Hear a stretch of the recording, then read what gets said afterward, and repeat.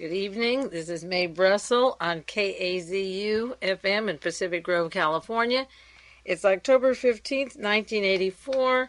It's program number 671. I took 10 weeks off the air, but continued to make the tapes, as you know, those subscribers who were getting them, and decided that I would go back on the air. There were a series of harassments that I haven't detailed, incidences that have happened in the past weeks, and I decided that either they're all coincidental or they're going to continue, and I may as well just do what I like to do, which is to share the broadcast with you instead of just sending them out to people who can afford to subscribe. And there's many listeners who can't, and the information is important, and when you retreat from this kind of a thing, I think you're in worse shape than if you just go on doing what you like to do. Ronald Reagan will be reelected. I think he'll be out because of various scandals that'll mount on his back. And I'd like to share with the information on those various aspects of his personality in our government, which we share together every week. I always begin with what we were talking about last year at this time. But 2 years ago this week, October the 18th, 1982, was the time when Attorney General William French Smith announced at a press conference that he was nominating, or the president was nominating, Helene von Daum as the ambassador to Vienna. She's there in that position now. She helped Reagan and Edwin Meese with the transition team. She married a gentleman from New Jersey, and because the bulk of this program and the next 3 weeks will be on Raymond Donovan and New Jersey, I bring that out because we never have seen pictures or read much about Byron Leeds. She keeps the name of her third husband, Christian von Daum, a German who is working for Bank of America in La Paz, Bolivia. I think those connections could easily lead to Klaus Barbie and the CIA connections because of so many of the Nazis and Licio Gelli and that gang around Ronald Reagan's administration, and also with Michael Sindona with Richard Nixon's administration. But she was nominated, or they announced that she would be the new ambassador, and she went on, and she is there at the present time. Also, last year, Ronald Reagan had a quotation in the London Observer that I mentioned, October the 25th. He said it was regarding the Korean airline and the Larry McDonald demise, deep-sixing into the ocean, and Reagan said, in quotes, the administration thought the impact would blow over in 2 or 3 weeks. Well, it didn't blow over, and I bring that up again because there's a quotation I'll share with you soon where he said the Raymond Donovan hearing investigation will be over in a few weeks. And, of course, Edwin Meese was cleared by a Watergate-connected, supposed to be an inspector, attorney investigating Edwin Meese, and, of course, he got cleared. Now, Ronald Reagan got surprised because after Larry Flynt had his full-page ad on the Korean airline, and there followed, not because of it, but it followed a natural sequence, all kinds of articles escalating with the allegations in Great Britain and America and around the world that the United States had foreknowledge and that this was a plane that was dropped into the ocean that could have been prevented. And no one person is yet clear as I was on the motives when I wrote the article for Larry Flynt in the Hustler in February '84. But this week in People's World, there's an article given to me by a listener to these broadcasts, quoting Andres Papandreou from Greece, saying that Ronald Reagan and the CIA were behind the Korean airline. And the important thing is that this is the first head of state of a government that is selecting the President of the United States as being responsible for 269 deaths and all the political implications that go with it. Now, David Emery up north, who I mentioned his name many times, sent me an article that was in the San Jose Mercury about the gentleman who went into a television station and shot the sales manager because he claimed he was being programmed through the cable TV. This was in the San Jose Mercury, June the 6th, 1984. In Winston-Salem, North Carolina, a man thought that the 700 Club, the syndicated religious program, was spying on him through the cable television. That this is how the spying was done, through the television company hookup. And he went into WJTM and shot the manager, William N. Rismeller, who had only been there a short time, a few weeks. He was living in Greenboro. temporarily, and he went in and shot him and took a woman at the station as a hostage. And he said the 700 Club that's broadcast on this station and another station were spying on him and used the cable TV for that purpose, and he wouldn't stop holding his hostage until they apologized on the cable and said, yes, we were. That doesn't mean they were, but he had the feeling that some messages were coming through him, and he went to the television and killed the gentleman there. Similar to Lawrence Kwong, who was a mind control object, a zombie who went to shoot in San Francisco at KGO, and Jim Dunbar was on the air. He couldn't shoot through the bulletproof glass, but he shot the station manager and then went down the street and killed himself. I mention this because of the sounds coming through my TV, and after I mentioned that on Monday, Tuesday, the TV cable service was here because I'm having trouble with the cable on some of the televisions. It's blurry, not the sound coming through, and I asked him, can you get somebody talking to you through your television? And he said, yes, it's hard to catch the culprits, but you can. It can be done. The trick is to try and catch them. I didn't tell him why I wanted to catch them, but that's what he said, it could be done. And I know that at the time of the Watergate, as I said before, there were plans for the CIA and for the Office of Emergency Service to have a two-way where they would speak to you through your television. But the problem was that they could also hear what is said in your house. It'd be a two-way affair. Now, I was talking about the religious fundamentalists and Falwell and the links to the military on the last three broadcasts, and I mentioned the organization in Washington, the Coalition for Peace Through Strength.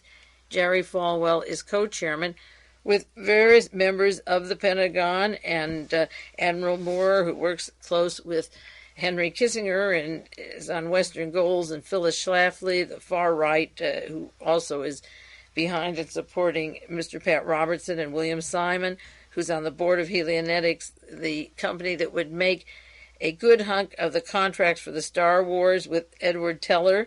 Edward Teller, incidentally, and the company of Helionetics were indicted in the court in L.A. I'll do more on this next week, but they were just given an indictment for hanky-panky financial affairs, and I'll detail that for you. But John Singlaub of the World Anti-Communist League, their links to the Los Angeles Police Department, the Western Goals, and the military, these various people that Jerry Falwell works with and is co-chairman of, I put on the sheet going with those broadcasts. Their Washington office is 499 South Capitol Street, Washington, D.C., 20003.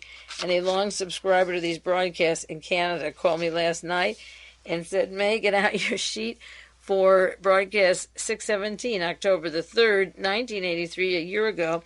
And I was talking about Lieutenant General Daniel Graham, the former head of the Defense Intelligence Agency, who worked with John Reese from Western Goals. Again, Edward Teller and John Singlaub and Helen Marie Taylor. All these people jump from the spying of the police department to the making of the space stations and the space wars. Well, I had listed General Graham's address, given to be by another researcher in the East, has an office on strategic trade with Dr. Fritz KRAEMER, the man behind Henry Kissinger and Alexander Haig in particular. And the offices for these men is 499 South Capitol Street, Washington, D.C., Suite 404A. This is sort of like Lee Harvey Oswald being in New Orleans and having his office on Camp Street and backing up to the FBI offices and sharing their offices with the FBI, where he's supposed to be such a renegade Marxist. So that was very good finding the address. It just missed me completely. It may be a 100-story skyscraper. It may be a 10-story building. It may be a huge building compound. I don't know who else is in this building, but it's interesting that Daniel Graham, who helped Ronald Reagan set up his entire Star War approach to defense system, that $1 trillion system, and who also works through these various intermediaries and contacts with other generals, and Admiral Moore and General Singlaub, also has the Falwell offices of this strategic coalition and peace through strength. I love it. It sounds like 1984, a coalition for peace through strength. And of course, Graham and Kramer's office is the Institute of Strategic Trade. So they are in the same building. Not this evening, but as soon as possible, I'm going to do, maybe I promised it before, The story of the Texas Department of Corrections. As of this date, they've had their 17th homicide this year.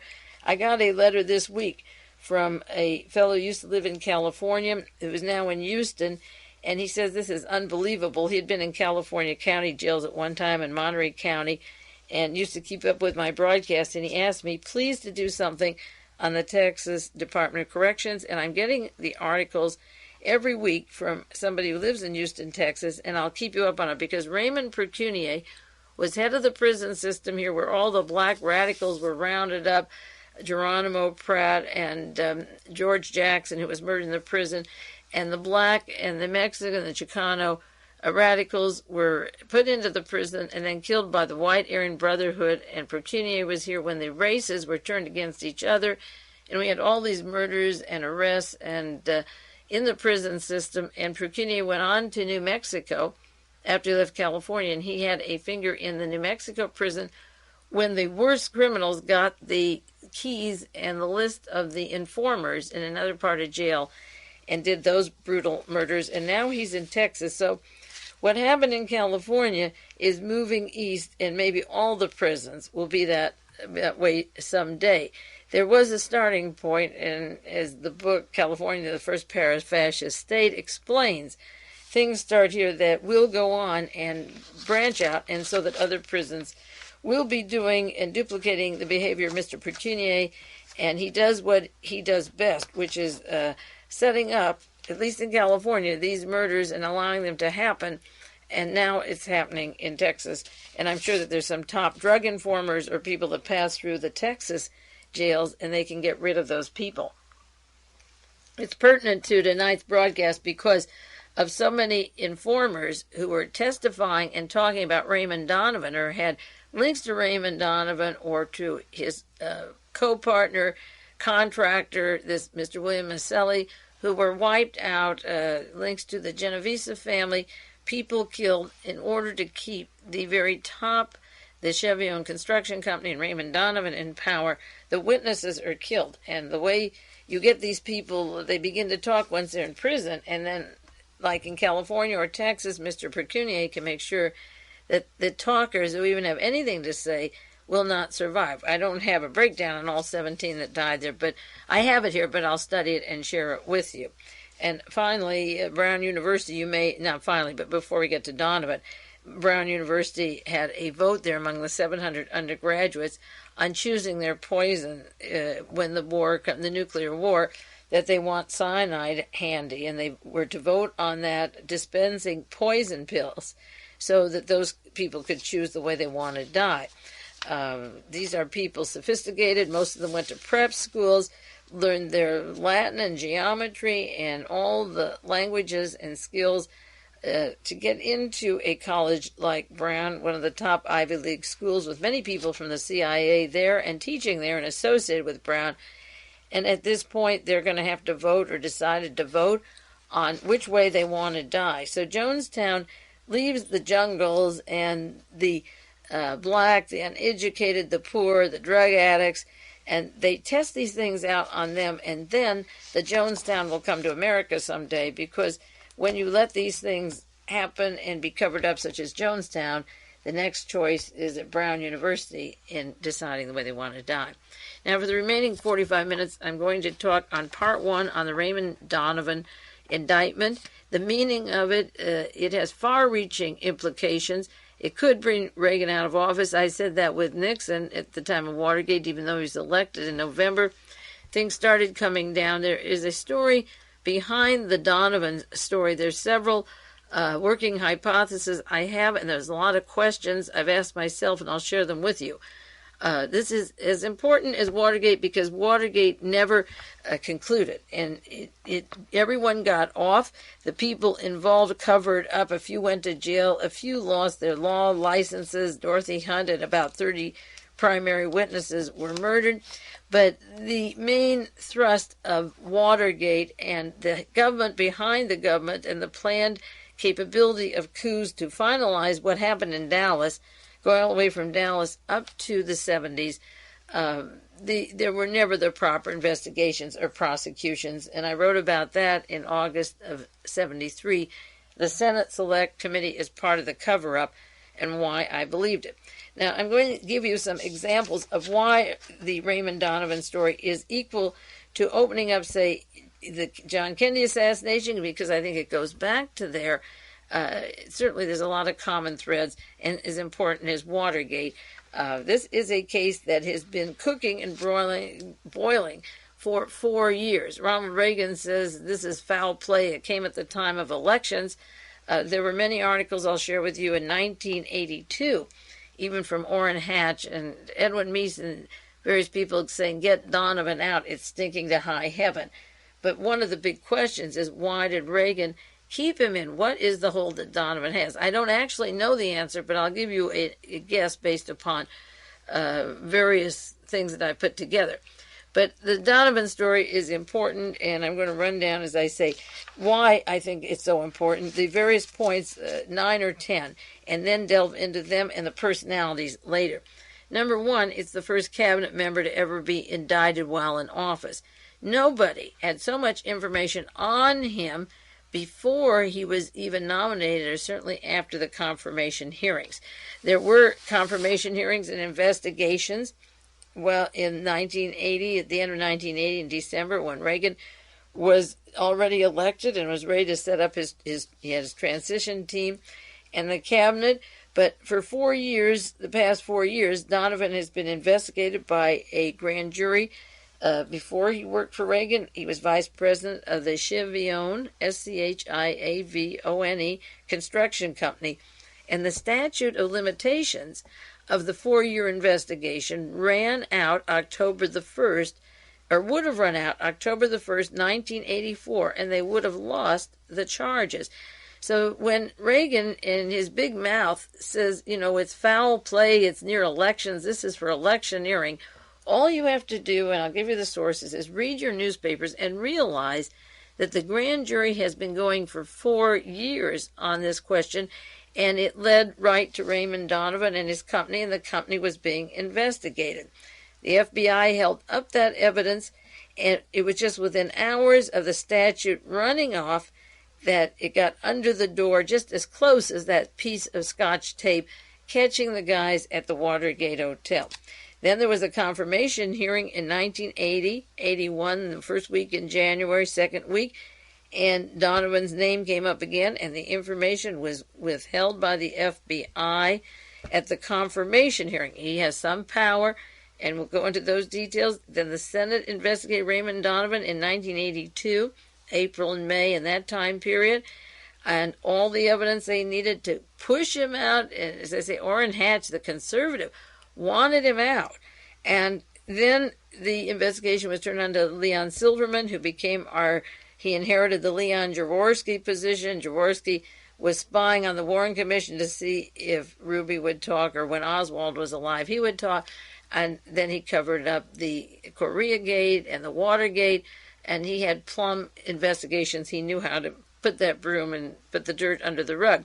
So Leon Silverman was brought in, and he, again, as a special counsel, cleared Donovan.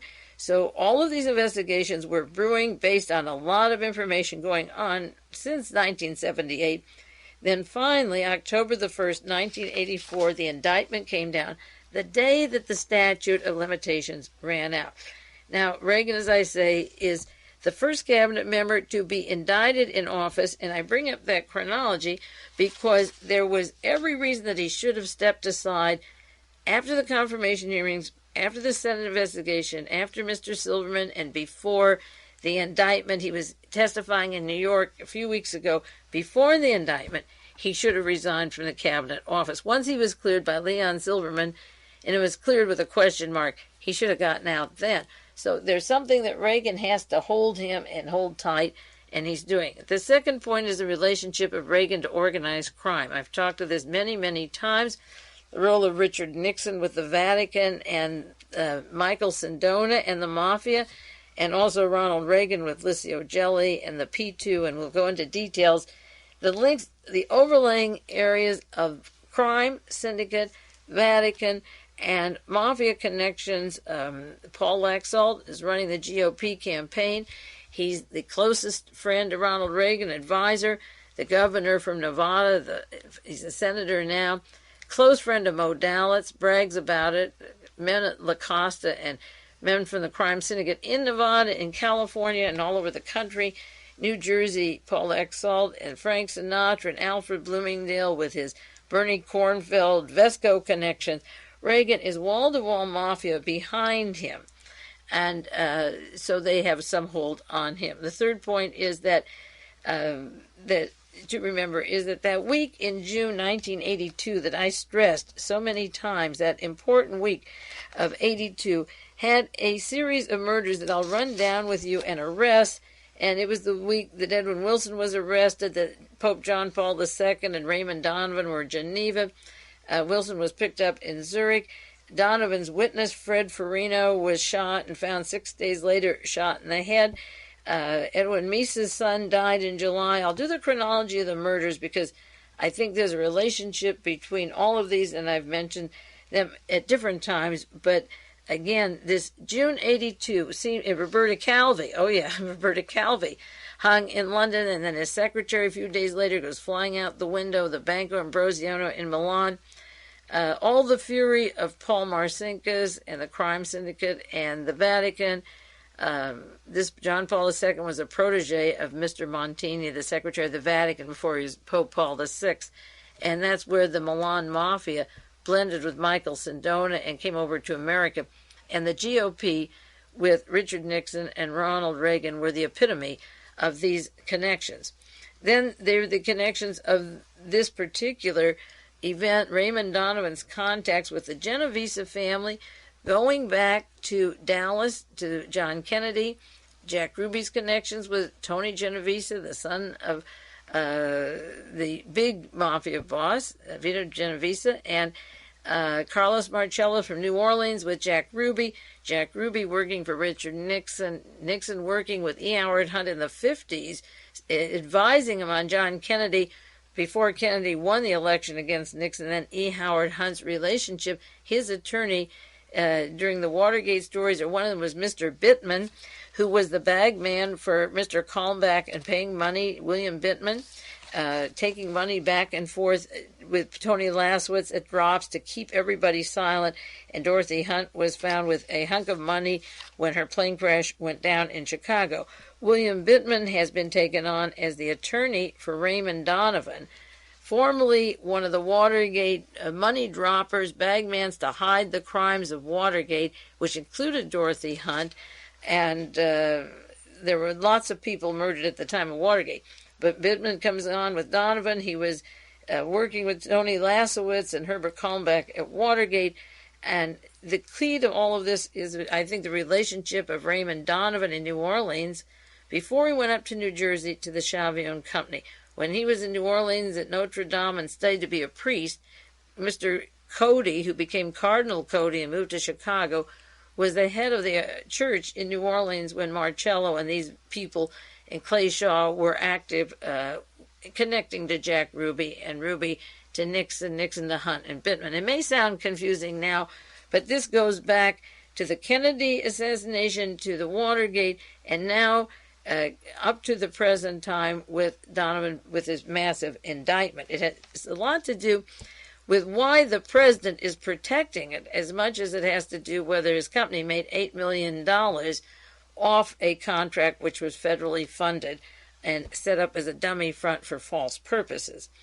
Another point besides the Kennedy is that this story of Donovan illustrates how congressional hearings, Senate hearings, confirmation hearings of appointments like Edwin Meese and Raymond Donovan or any of those scoundrels are covered up. The processes are deceptive. A president, if he controls the FBI, and the FBI is totally washed out, William Webster should be absolutely forced out of office for withholding evidence from the presidential transition team and from the confirmation hearings of tapes that he had of Mr. Donovan's links to Mr. Maselli of the Genovese family, Cosa Nostra, mobster, who arranges to kill and kills a competitor and then gets the contract for Donovan and is given a check from Donovan. The Senate hearings at the Labor Committee on the confirmation are as bad and fraudulent as the appointments, say, during the Weimar Republic or when Adolf Hitler was in power. No longer can the Senate hearings be trusted unless you remove Mr. William Webster as director of the FBI. Now, J. Edgar Hoover was killed in May 72. I think he was killed by the Cubans and the Watergaters. There's a lot of evidence suggesting his early demise so the FBI could be taken over. William Sullivan got his files, and in came L. Patrick Gray, a long supporter of Nixon's, and he never did get appointed as FBI director because the Watergate scandals brought him down. There is no reason, with all the Donovan evidence, that William Webster should be FBI director for one more day. Not at all. So that this shows how the Senate hearings, the confirmation hearings, are rotten. This case of Donovan clearly illustrates, if you read these articles and put them together, how the FBI is a party to the crime. We know J. Edgar Hoover had close ties to the Mafia, particularly at the Del Mar racetracks, but in Washington he never found anybody of organized crime to prosecute, and he passed his eye away from them. He was mad at Robert Kennedy, who wanted to break the back of organized crime, and that again touched Carlos Marcello and Mr. Sam Giancana and Trafficante and Rosselli, the others who were mad at the Kennedys for trying to stop what was a groundswell movement since 1957 to reorganize the Mafia in the United States and divide up the turf. Now, the FBI had all the reasons and information to give the transition team when Edwin Meese asked for it. Even if he asked with a wink, it was their obligation to let them know what they knew about Donovan and William Marcello and the killing of a competitor for a bid, this Mr. Frasconi. They held back for the confirmation hearings. They held back for the Senate hearings. They held back and didn't give, or if they gave it to Leon Silverman, he didn't use it. So the special prosecutor is as tainted in this case as anything we've had in American history. And they were holding back till the statute of limitations in New York, 4 years with a grand jury. It was just through the most immense pressure that they were able to get what they wanted to conclude the indictment on the day that it was to run out. The FBI dragged their feet, and you have to again say, if the Justice Department is doing this, if the FBI, a new president is coming in, what were they protecting? I'm asking the question, I don't know, but they certainly had something to protect. Now, another point about the Donovan story is that the federal government made a arrangement when you get money for certain contracts that blacks and minorities like Puerto Ricans and Spanish do a certain amount of the work. So you'll see in the Raymond Donovan story how he took the Schiavone Company and set up a dummy front, that Joe Pell, and put one black senator, a Democrat from New York State, and received federal money over the table for contracts that had one black senator. And, of course, then the blacks cannot get jobs building subways or construction or bridges. It was a dummy front set up with him, and now he's been accused of stealing $8 million from the contract, and part of it was to go to minority salaries. Now, Donovan not only just laced out the minorities, but this summer he offered the blacks with a 30% unemployment and the minorities a $2.50 an hour wage or nothing. He pushed that lower wage, which is what J. Peter Grace is doing for Reagan, almost like slave labor, and has no regard for blacks or raising the standard of living. And I've read the statistics a long time ago on the building construction in New York City. I don't think, maybe it was 10 or 15 blacks had a hand in any skyscraper, electrical work, steel, the digging or anything. All the construction is done by the William Marcello contractors of the Schiavone and very few minorities. So he deceptively set up a dummy front, and this shows you how the blacks and Latins are kept out of the economic goodies of the federal taxpayer, and the contract is given on the condition. This was like a $186 million contract for a subway under the East River, but it, according to news accounts, is a dummy front. Another thing that this subject illustrates is how the congressional staff members, the Senate members who were assigned in 1982 to investigate the Schiavone Company were intimidated with death threats, and after people testified, they were found dead. There were spies on the committee. There were 3 spies sent by Donovan's partner, and he holds a good hunk of the Schiavone in a blind trust. We'll take a 1-minute break and then get back to the Senate staff and how it was infiltrated and the implications of that.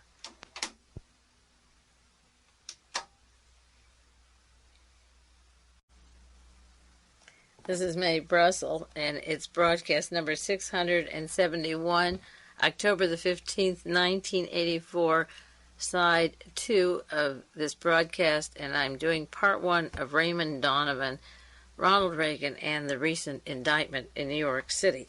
I'll go into details later of what happened to the staff members and how the Congressional Committee met again to see if there were indeed links to Donovan, to organized crime syndicate, and to his construction company. Another point that is so terribly important in this is the use of death squads in America. They became visible when I became conscious of them. When Penn Jones Jr. wrote an article in Ramparts that I helped write part of that article, but his was alone. It was on the murder of primary witnesses in the John Kennedy assassination. And he continued for years detailing how people met unusual deaths and wrote 4 volumes called Forgive My Grief, Volume 1, 2, 3, and 4. And after that, most of the researchers became aware of how many people testifying before trials and so forth are murdered, or important corporate people are murdered in key positions when major moves are made in that corporation. And after the House Select Committee on Assassination was formed, there was a cluster again of about 15 to 20 murders of the most important witnesses. The second time the Kennedy assassination was opened up, there was this cluster. Now, there's this cluster around the Donovan story. I did an article at the time of Watergate of 30 murders of the primary witnesses. And now there's a cluster around the Raymond Donovan story that is so flagrant. And in June 82, there were suggestions that he resigned because of these murders of the witnesses. But again, he sailed through the confirmation. When they had the information, he sailed through. He seemed untouchable, but it's more than just the Teflon story. There has to be more behind it.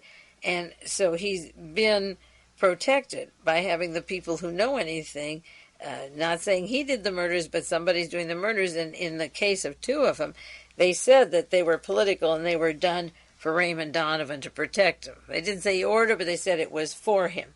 And finally, in terms of importance of this case, and I may add 10 more reasons next week, but this is enough for this evening. This case proves that the federal government no longer can function, nor has it functioned, as an investigative agency, certainly since John Kennedy was murdered. That Warren Commission was not a body of law.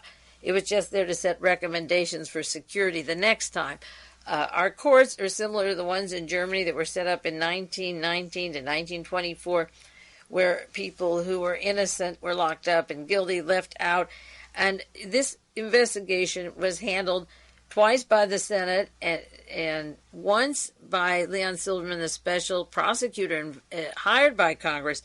And they had all the information in their hands to go on to the logical arrests and the conclusion of this case.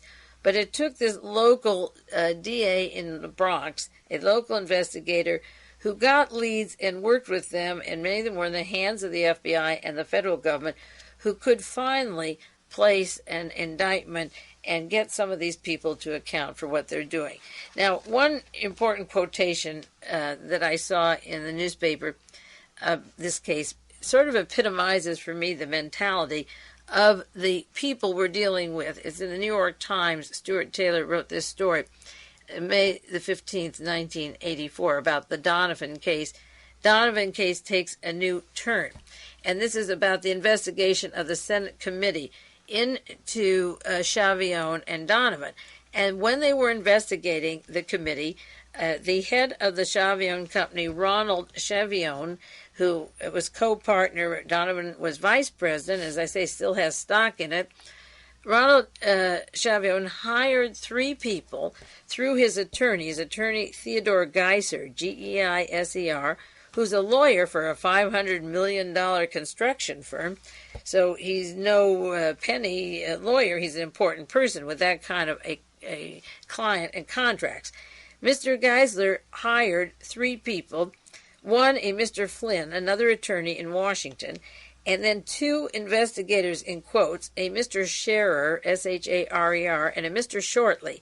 And they were to spy on the Senate committee investigating the company, Schiavone. And the reason Ronald Schiavone said that he had these spies going into the Senate hearings and wearing instruments to pick up conversations of what they're saying and to investigate their wives and families and their personal lives, he said that he hired a Robert Shortley in a legitimate effort to find out which Labor Committee staff members were disclosing false information and allegations linking him and Donovan to organized crime.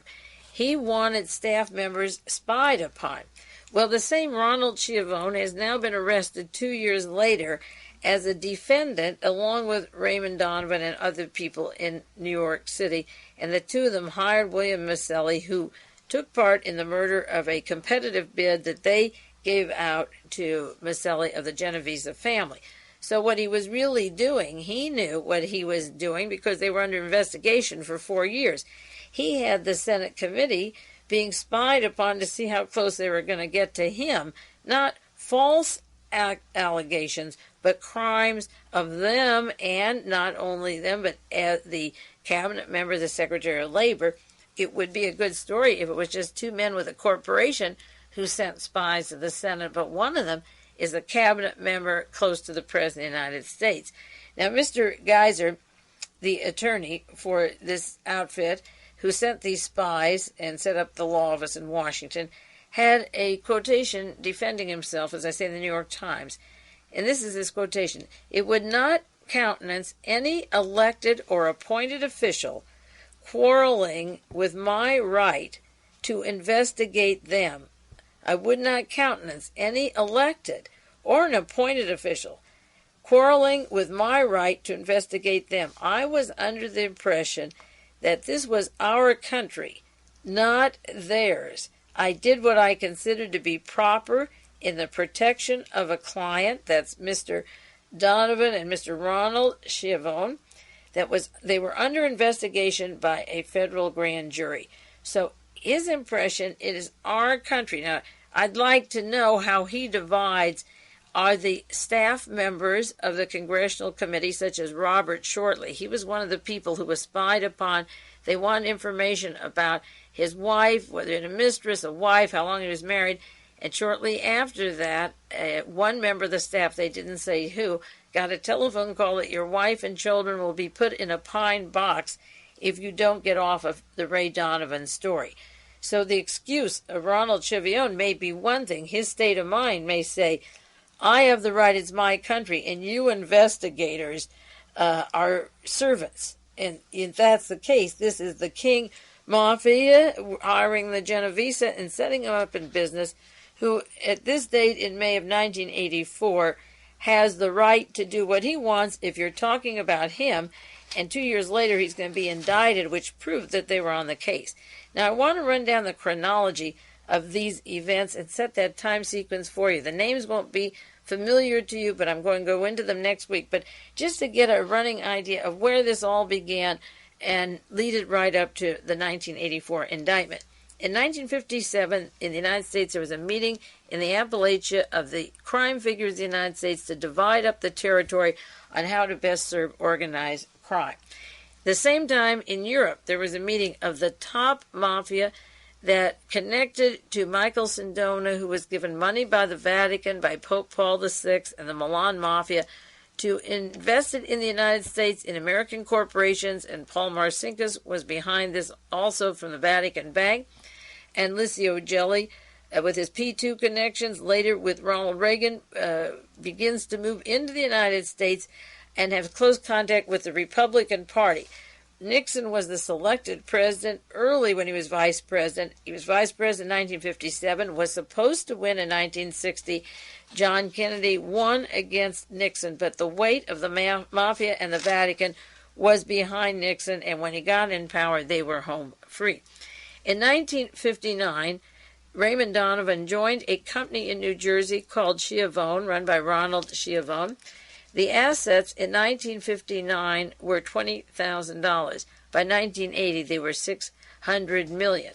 Before that, Donovan was an orphan. He lived in Bayonne, Louisiana, a Roman Catholic, graduated to become a priest, to go in the seminary, but he graduated in 1952, but he goes into the company in 1959. He did various work in New Jersey as a laborer and hard work and got into that company. And I'll do more on the New Orleans connections to Marcello, the Genoveses, and possible links to Donovan, or because there has to be some reason for this hold, as I say, on Ronald Reagan. Now, the Joe Bell Company, JOPEL, was formed in 1976. It's a construction company, and it's a subcontractor to Raymond Donovan, who was vice president of the Schiavone. It was formed with Senator Joseph Galiber, Galiber, and William Marcello, and it was created for Mr. Donovan and Schiavone to take advantage of that federal rule, I said, of employing minorities, and Philip Buono was part of that. It's now defunct, but he was part of that operation. The competitor to the group that Donovan supported and Schiavone was Louis Nargi, Nargi, and he was squeezed out of the contracts. He's from the Joe Bonanno family, the other is the Genovese. He was squeezed out of the contracts, and his brother-in-law, who is an intermediary and arguing with Mr. Marcello, is murdered 2 years later. There's a fight between the two companies competing for work, and soon Mr. Frasconi, the brother-in-law of Nargi, would be murdered.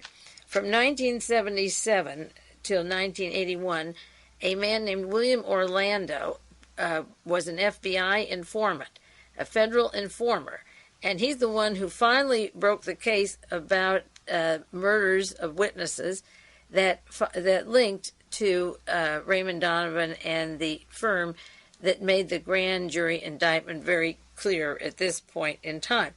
He worked for the FBI at the time he was involved in killing Mr. Frasconi, and he did the killing with William Marcello of the Genovese family. But all the time that the killing went on, and afterwards, through the confirmation hearing of Raymond Donovan, he was an FBI informer, later picked up for narcotics trafficking and put in jail, but he's been talking in jail and giving information to the various investigations.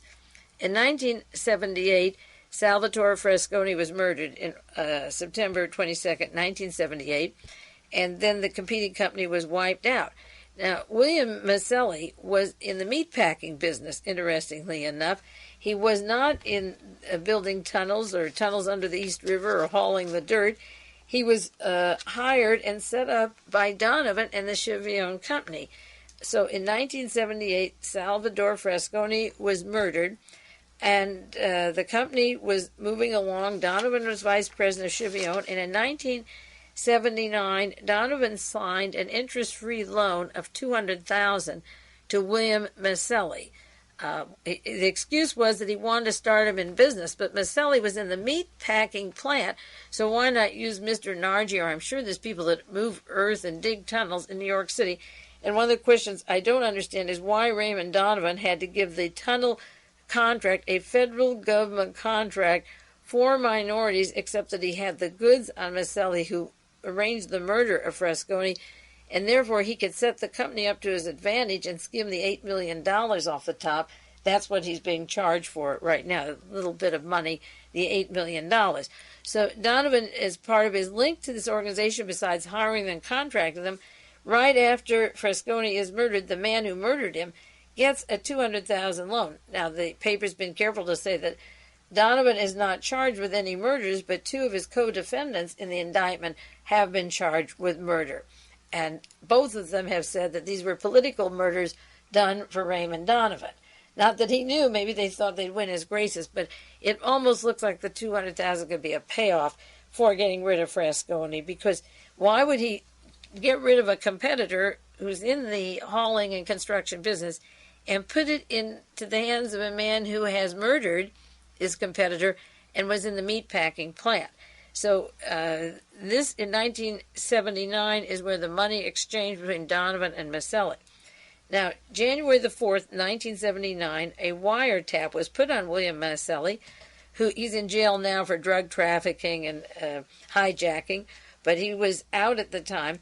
And for 6 months, the FBI had a wiretap on him in his meat warehouse in the Bronx. He's going to be building the subway, East River, but he's wiretapped. And in the wiretaps, and there were 892 of them, they revealed the talk about Frasconi's murder, Marcello and the fellows killing him, Mr. Frasconi.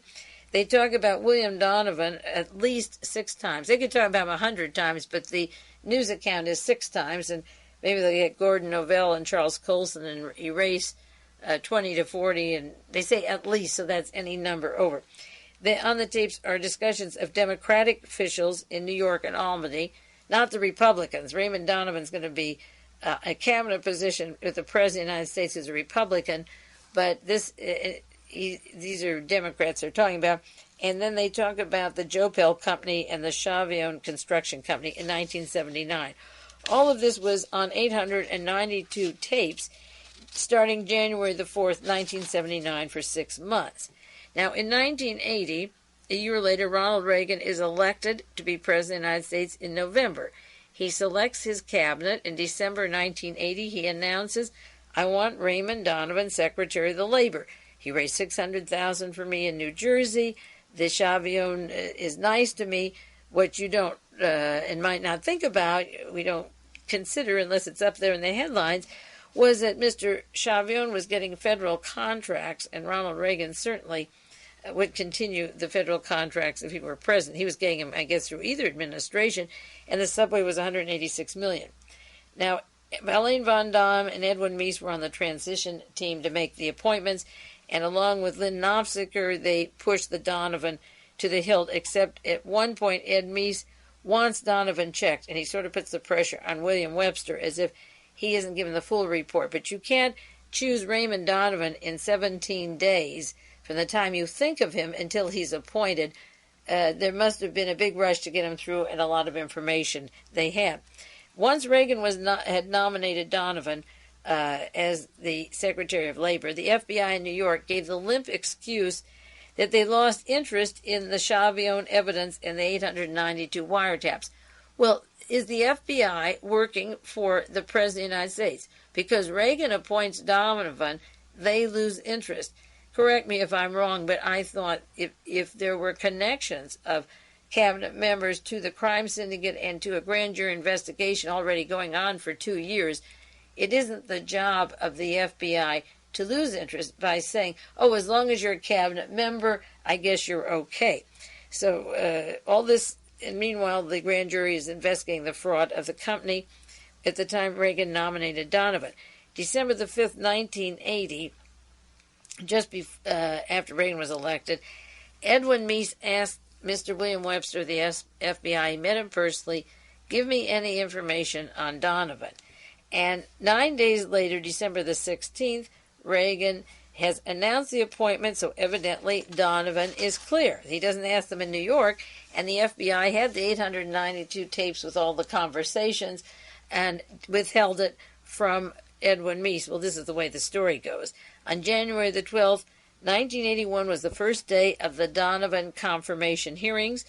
It's that day that the White House learned that Donovan had connections to the Cosa Nostra and that he was linked to the crime figures in Mr. Marcello and the Genoveses. Now, Jack Ruby worked with the Genoveses and Nixon, and Jack Ruby and Carlos Marcello, and this gang had contacts that are very important. But Fred Fielding is the attorney from Watergate that worked with Robert Vesco and William Casey, and I did broadcasts on Fielding in connection to the John Lennon murder. And we're talking about the crime syndicate here. We're talking about an attorney from Watergate, Fred Fielding, who's now the attorney for Ronald Reagan. Now, William Orlando, who was an FBI informer from 1978 to 1981, officially stopped being an FBI informer, but later, 3 years later, he's to tell how he murdered Mr. Frasconi along with William Marcello and the links to Raymond Donovan, and it was his recent account that broke the case. But the FBI agent uses their informer to kill somebody competitively bidding with Raymond Donovan and his company. Then Donovan gives the winner $200,000, And then this man, Donovan, is appointed by the President, Secretary of Labor, and the FBI isn't using Mr. Orlando, who has been paid all these years. There's something really weird in this case. In January 1981, Reagan was inaugurated. These late hearings were going on in 81, rather early 81 and late 80. As soon as he was inaugurated, as I say, it was Lynn Nofziger and Helene von Damme that were pushing this through. And before the inauguration on January the 8th, 1981, William Orlando realized that their old buddy Raymond Donovan was to be Secretary of Labor, and he contacted the FBI on January the 8th, 1981. The hearings, the confirmation hearings, begin January the 12th. The FBI and Fred Fielding know what Orlando is saying. He's called them about Raymond Donovan. He finally gave it to the DA in the Bronx. That's why or Brooklyn. That's why I say they have to do the investigation. Maybe it was the Bronx. And Orlando is contacting them January the 8th and telling them who the appointee is. And Fred Fielding is holding it back from the nomination hearings. And January the 10th and the 11th, Fred Fielding and Edwin Meese and the FBI all knew of Donovan. They knew of the Marcello connections. And in January the 12th, with the confirmation hearings before the Senate Labor Human Resources Committee, he begins his hearings and he sails through. February the 3rd, 1981, after Donovan was confirmed, on February the 3rd, a month later, he was confirmed as Secretary of the Labor. Then the FBI informed and advised the Senate of the allegations of Donovan's mob connections, which brings to the question again, why did the FBI wait until he was confirmed? Is this a way to begin snowballing Reagan with the sleaze factors to get the appointments in of people that are crooks or potential crooks and then work them out like that Scotch tape at the Watergate Hotel? It doesn't make sense that Mr. Webster, he's hired for this job. Fred Fieldings is there. Meese is to clear on the man. And a few days later, they get the information of Donovan and the mobsters, and they let him go through with the confirmation and become the Secretary of Labor. At that point, they could have pulled him out, except that he has to have something on Ronald Reagan, that Reagan has to go through with it, and that the mobs can take over officially the Labor Department. In January of 81, Fred Farino, a man who's to be killed in 1982, in the summer of 82, when Donovan was in Europe, that crucial year in June of 82, that time period. In January 81, a year and a half before Farino is murdered, he told the FBI about payoffs given to Donovan and began to inform about Donovan. And as I say, when the Senate Investigation Committee was going, Farino was murdered in June. At the time that the death threats were coming to the aides at the Senate hearings, Farino had testified, as had Nat Marcello. He was killed in August. We'll go into those dates in a minute.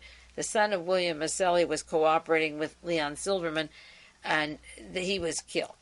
There was a scandal at the time that Donovan should be out. Now, in 1982, the Senate began their hearings again on what is going on with Donovan, with the Schiavone Company. There was a question of an $8 million fraud that was being investigated in New York all this time. So Leon Silverman was appointed in the summer of 82. He cleared Donovan. In July of 82, he was a special prosecutor. And in that time period, he comes in, and again, with all the tapes, he says, I don't trust Marcello. Why doesn't he trust Marcello? Because Marcello links Donovan to the mob. Or I don't like Orlando. He automatically says, well, I don't like this one, I don't like that one, and I'm only investigating federal crimes, not the Schiavone Company. Well, that's BS.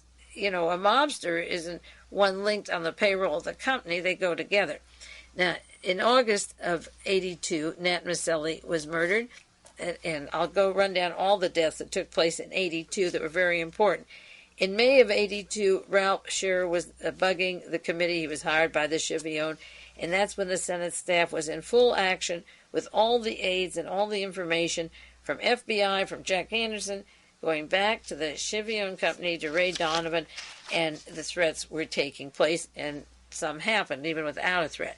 By 1983, in the summer of 83, just a year ago, William Orlando, who was the paid informer on the hit. He worked for the FBI through the years, even while he was killing. He called the Bronx district attorney, and he told them about how he murdered Frasconi. The Frasconi, it was a contract to murder him, and he was angry that Donovan was cleared by the Senate and by the special prosecutor. So in summer of 83, Donovan was cleared in 82, and all these deaths were happening. He called Orlando and told about the murder, and it was the murder of Frasconi that led to Donovan and the bookkeeping of the Schiavone and the Joe Pell dummy front for the minorities. The story broke because Orlando was sick and tired of Donovan being investigated and cleared all the time. So the Bronx DA got a conviction of the gangsters who killed Nat Maselli, and they had been working, wiping out these witnesses that Silverman had. They said Nat was cooperating with Leon Silverman, and the Bronx assistant DA said that young Maselli Nat was killed in order to help and protect the Schiavone Company and Donovan. And this is the assistant district attorney in New York saying that. By 1984, things were warming up, and the statute of limitations was to run out on October the 1st.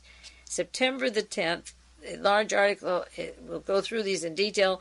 Donovan's firm tries to block and stop the indictment that came down in New York. No, the September the 11th, one day later, the United States judge refuses to impede the probe of the Donovan firm. And then September 21st, Donovan asked for a delay in the probe. First, he wanted to stop and block the indictment. Secondly, the judge says we're going on with it. A few days later, 10 days later, he wants to find a way to delay it. And the judge said no. And so they arrested him October the 1st, the day that the statute ran out. And Ronald Reagan is screaming and yelling, and we'll read the quotes. This is terrible. This is political. You're just doing it now because it's weeks before the election. Whereas his entire Justice Department, FBI, were stalling it until the statute ran out. And that was also, they didn't say that in the paper. They said the statute ran out and they couldn't stall it any longer. Now, the chronology of the deaths related to this, or a few of them, in 1978, Salvatori Briguglio, Briguglio, was killed in Manhattan. He was an associate of Donovan's, and his role isn't clear in this case, except that there are articles in the Washington Post linking him to contracts that Donovan bid wrong, overbid, and managed to swing for his own personal advantage. And in 1978, he was linked to Donovan, and he also had a girlfriend. He took trips with his girlfriend, and Donovan, who was married, had another woman that he went with, and the four of them took trips. And one of the females in this party disappeared in May of 1982 at the time of the Senate investigations and when the special prosecutors were going. So Briguglio was murdered in 78, associated with Donovan, and in 1982, when the Senate hearings were going, Jeannie, an important witness described in Fortune magazine, of all places, had disappeared. In 1978, of August 22nd, 1978, is when Salvatore Frasconi was murdered, and then the company contracts for digging the tunnel that allocated this $8 million profit and cheated the minorities and blacks out of contracts escalated. That was 1978, and by 1979, Donovan had given $200,000 to William Maselli of the syndicate. In 1982, when the congressional committees were going to Senate hearings on Donovan and labor and the mob, the staff, as I say, were getting death threats, and one specific thing about putting the wife and children in the box. On May 26, 1982, there was the testimony of Donovan with the bid rigging in New Jersey. And linking, the article mentioned Briguglio, who died in 78, but now mentioned Jeannie, who disappeared, who was one of a foursome with Donovan. And in 1982, those wonderful years, 2 weeks in that year that I've referred to many times, in June 10th, Roberta Calvi died. June the 3rd, Farino was murdered and his body was discovered June the 11th. Raymond Donovan, as I say, in Geneva with the Pope. Reagan flies to Dallas. June 18th, Vicki Morgan's money was cut off from Alfred Bloomingdale. June the 17th, Calvi's secretary went out the window. And June 18th, William Arco was arrested in Bucks County, and he was charged with killing a judge in Italy that was investigating Michael Sindona and the Vatican Mafia, and there were links, of course, to the United States. And later, a year later, Mr. Arco went flying out of a prison window in New York City and died. This isn't a very pretty story. I'm giving a brief chronology. I'll do more on the details next week and the week after on the arraignment and the implications of this matter, because you're going to hear a lot more of it during the year as the case goes to trial. But our time is out now, and I'll be back with you next week. This is Mae Brussell on KAZU-FM in Pacific Grove, California.